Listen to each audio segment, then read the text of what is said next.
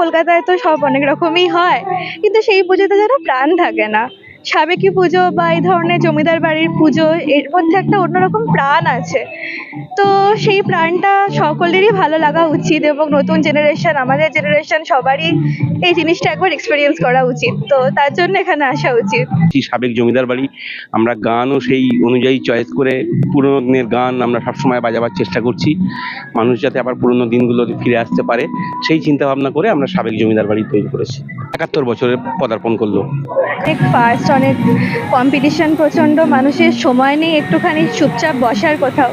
তো এরকম একটা ফাস্ট পেস জীবনে যদি এরকম কোন একটা সাবেকি মণ্ডপে বসে দুদণ্ড একটুখানি বসা যায়, 2 মিনিটের জন্য প্রতিমার মুখের দিকে তাকিয়েও বসা যায়, খুব শান্তি লাগবে ভেতরে প্রাণে, এবং সেই শান্তিটা সবার অনুভব করা উচিত।